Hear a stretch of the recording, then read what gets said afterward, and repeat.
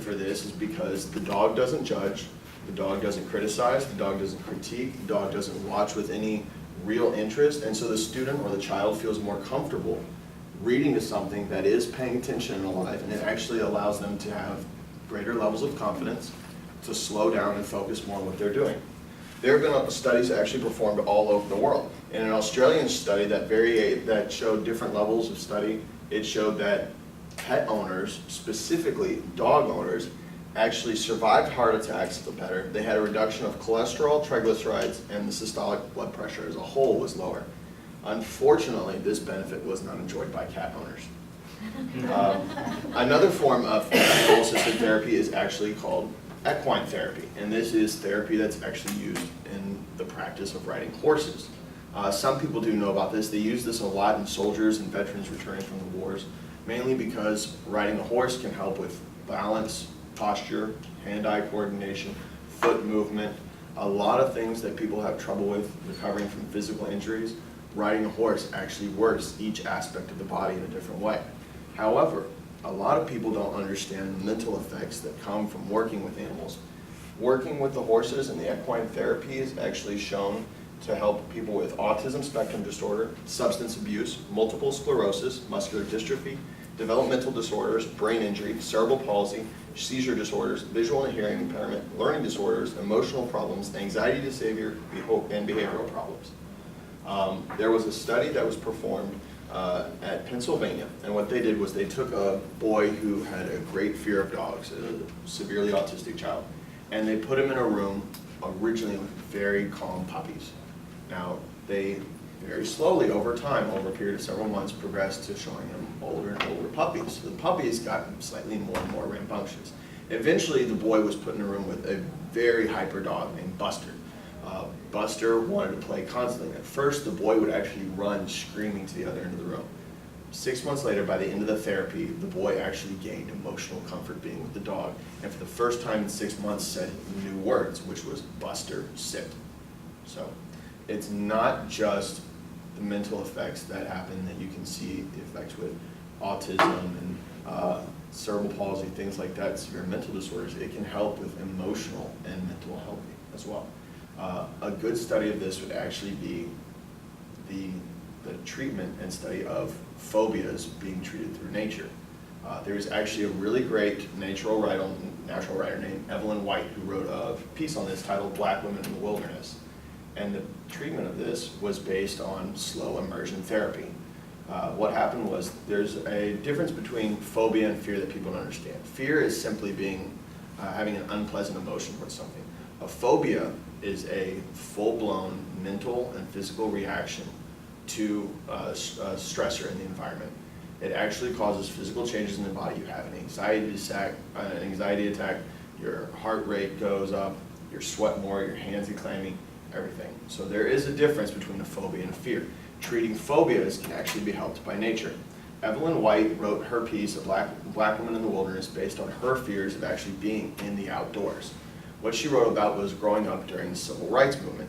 She had a fear of the outdoors based on two events: the Birmingham bombing, which was the explosion that killed 4 young black women, and the lynching of Emmett Till. Emmett Till was a 12-year-old black boy who was actually beaten and killed and tortured in the woods of Mississippi and then thrown in the river after he whistled at a white woman during the Civil Rights Movement.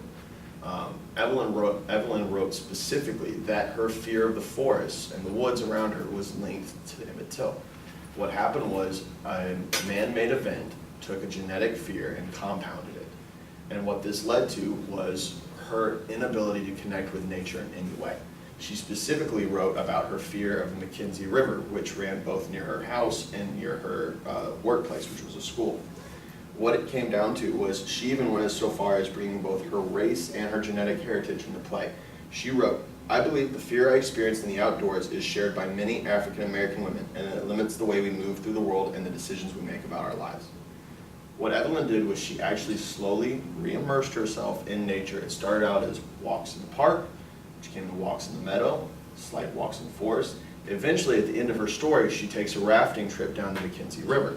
After that, she wrote, "Since that voyage, I've stayed at country farms, napped on secluded beaches, and taken wilderness treks, all in an effort to find peace in the outdoors." It's not a wonder that they've taken the healing garden effects of nature and incorporated it into hospitals. The Macy Cancer Center at Virginia Commonwealth University has created a garden that actually has cancer-fighting plants in it. This is designed not just for the patients, but for visitors as well, to create a stress-free environment when recovering from treatment or waiting for a family member. The MD Anderson Cancer Center created a garden of its own. It also has a butterfly garden that was created by a landscaping major at the University of Texas A&M, who designed it because she felt that the transformation of caterpillar to butterfly perfectly symbolized her treatment and everything that she went through for the cancer. So what's happened since? There have been 3 major problems that have caused us to go away from nature as we have. Luther Standing Bear was a nature writer and a Lakota Indian who actually wrote about it in his piece. He stated that the problem was children. He wrote, "I have come to know that the white mind does not feel toward nature as does the Indian mind, and it is because, I believe, of the difference in childhood instruction." Richard Louv was an author who wrote a piece called Last Child in the Woods, and he broke it down into 3 reasons. 1, parents. He said the constant fear of stranger danger these days has led to overprotective parents and causing kids to go from playing in their neighborhood to in the subdivision, or to in the cul-de-sac, to in the driveway, to in the backyard. The second was technology. Game Boy, he said, has replaced child's imagination. One of the 120 kids that he interviewed said that he liked playing inside because that's where all the electrical outlets were. The final is society. As a whole, we are not encouraging children to go outside anymore. It's unfortunate, but it's true. One of the stories I read was 3 boys in Pennsylvania, ages 8, 10, and 12, spent 8 months saving up their allowance to buy wood and nails and everything, and they built themselves a tree house in the backyard. I mean, if you understand 8, 10, and 12-year-olds, you know how hard it is for them to save any money, let alone enough to actually buy a tree house, then to focus long enough to put it together. The district council made them tear it down because they didn't have a building permit. So what do we do about this problem?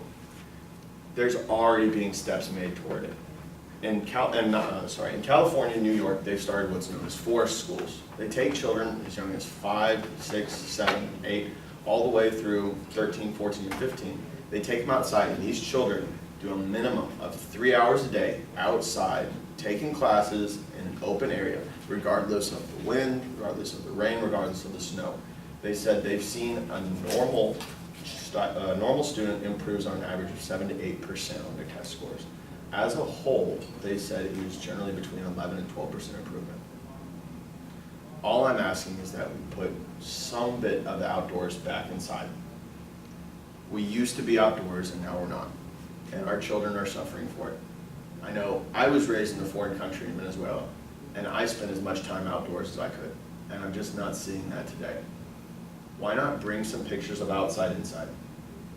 Why not bring some plants inside? Why not have an indoor garden somewhere where students can go and sit and relax and not have to worry about needing coffee or a cigarette break?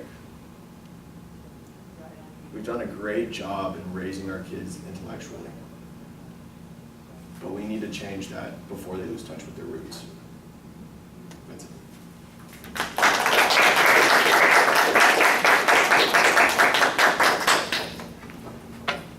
Any questions?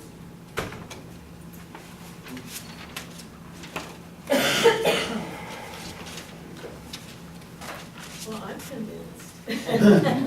And here we are in a room with no window. Right. That kills me.